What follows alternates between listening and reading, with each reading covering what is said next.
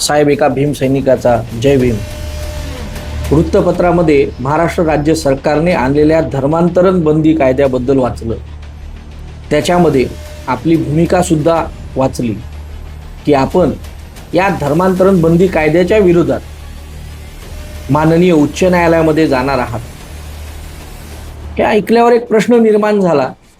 ते प्रश्न विनम्रतेपूर्वक आपल्याला विचारण्याचा प्रयत्न करतो आहे. आपण समजून घ्याल ही अपेक्षा. ज्या भारतरत्न डॉक्टर बाबासाहेब आंबेडकर यांनी शोषित वंचित बहुजन समाजाच्या उत्थानासाठी विश्वाला दिशा देणारे भगवान गौतम बुद्ध यांच्या बौद्ध धर्माचा स्वीकार केला. आज तोच माझा समाज ख्रिश्चन मिशनरीच्या आमिषाला बळी पडून धर्मांतरण करतोय का? या धर्मांतराला आपलं समर्थन आहे किंवा विरोध आहे? आपण आपली भूमिका स्पष्ट करावी ही विनंती. साहेब, ज्या भारतरत्न डॉक्टर बाबासाहेब आंबेडकरांनी बौद्ध धर्माचा स्वीकार करून बहुजन हिताय बहुजन सुखाय हा संदेश संपूर्ण जगाला दिला, त्या धर्मांतरण झालेल्या माझ्या बौद्ध बांधवांना परत विश्वाला दिशा देणारे भगवान गौतम बुद्धांचा बौद्ध धर्म इथे घर वापसी आपण करणार आहात का? आपली भूमिका स्पष्ट करावी ही विनंती.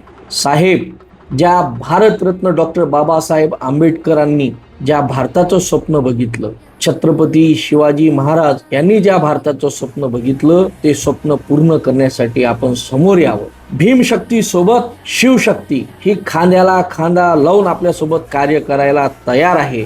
साहेब, आज जय भीम जय भीम म्हणण्याची गरज नाही, तर जय भीम जय हिंद म्हणण्याची गरज आहे. आपल्याला विनंती करतो की शिवशक्ती भीमशक्ती या संघटनेच्या माध्यमातून छत्रपती शिवाजी महाराज आणि भारतरत्न डॉक्टर बाबासाहेब आंबेडकर यांच्या स्वप्नातील भारत घडवूया.